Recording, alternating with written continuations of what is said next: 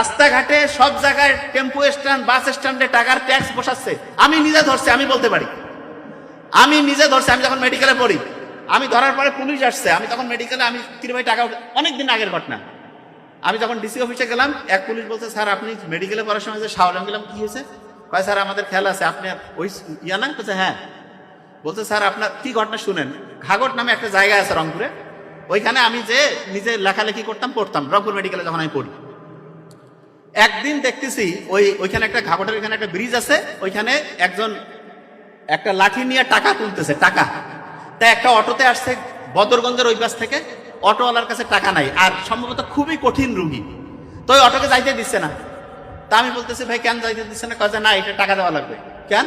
কয় যে না, টাকা না দিলে হচ্ছে ভিতরে যাইতে পারবে না, বাইরের অটো, ভিতরে ঢুকতে গেলে টাকা দেওয়া লাগবে।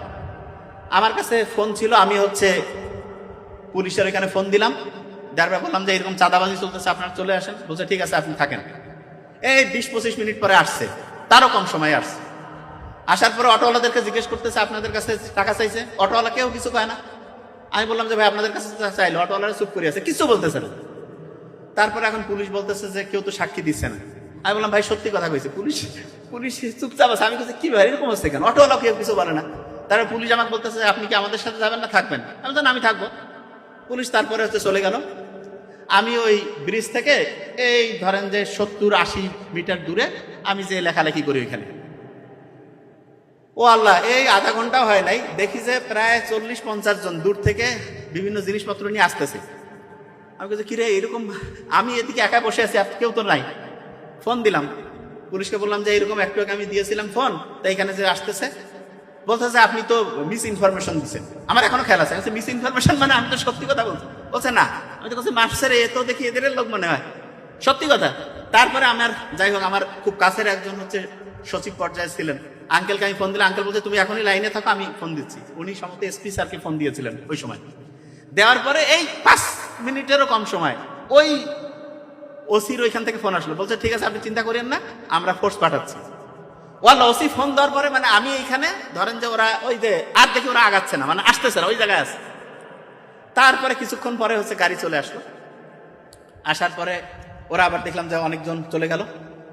ওইখান থেকে ওই যে যারা শয়তানি বদমাশি ওই যে টাকা তুলতেছিল, তাদের মধ্যে হচ্ছে 2 জন কি 3 জনকে সাথে নিয়ে বললো যে আপনি আমাদের সাথে চলেন। আমি গেলাম, আমাকে বললো যে আপনাকে মেডিকেলের এখানে নামাই দেয়, দেওয়ার পরে চলে গেল। তারপরে ওই যেতে যেতে আমি ওদেরকে জিজ্ঞেস করলাম যে ভাই এটা তো সত্যি কথা। বলছে কি যে আপনি, আমি তখন স্টুডেন্ট, বলছে আপনি কি কোন জায়গা থেকে আসছে, আপনি জানেন নাইলে তো আমরা জানি। বলছে আপনি জানেন মানে? বলছে আরে ভাই সবাই টাকা খাচ্ছে এইখানকার, আমরা জানি তো, কেউ সাক্ষী দিবে না। তাহলে আপনারা এই যে এগুলা করতেছে ভাই, সব অভিনয় চলতেছে, সবাই অভিনয় করতেছে যার যার ভূমিকায়, বুঝেন নাই? মূর্খ হইলে যা হয়, আসলে ব্রেইনের মধ্যে কিছু নাই না। তাইলে আপনার এই যে টাকা যে ওই যে চাঁদা যে নিল। আর শুনেন আর একটা জিনিস বলি, রংপুর সিটি কর্পোরেশনে আমরা দেখছি, আমি জানি না এখানে আছে কিনা, অটো রিক্সার লাইসেন্সের জন্য 50-60 হাজার, 1 লাখ, 1.5 লাখ টাকা করে নেয়। এই রিক্সাওয়ালা কেউ নাই বোধহয় এখানে। এবং গরিব লোকের কাছ থেকে টাকা নেয়, নাইলে কয় কি অটোর ওই লাইসেন্স ভাড়া দেয় দৈনিক 50 টাকা 70 টাকা।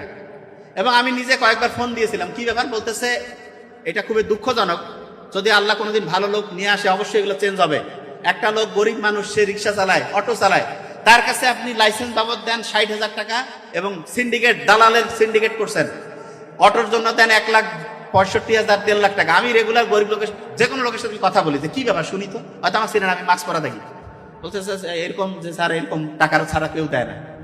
তাইলে এই যে 2 নাম্বারিটা হচ্ছে, অটোওয়ালা রিক্সাওয়ালা সবাই জানেন, আপনারা কেউ কিছু বলেন না কেন? কয় দালাল ছাড়া স্যার কাজ হবে না। সব জায়গায় দালাল, এবং দালালি করে কোটি কোটি টাকা বিভিন্ন ওই পৌরসভা, সিটি কর্পোরেশনের লোকজন বানাইছে। তা আপনি কি মনে করছেন যেই দিন সৎ লোক আসবে এগুলো সাইজ করবে না? একটারও এই 2 নাম্বারি টাকা একটাও আস্ত থাকবে না, প্রত্যেকের এই 2 নাম্বারি টাকা শেষ হবে।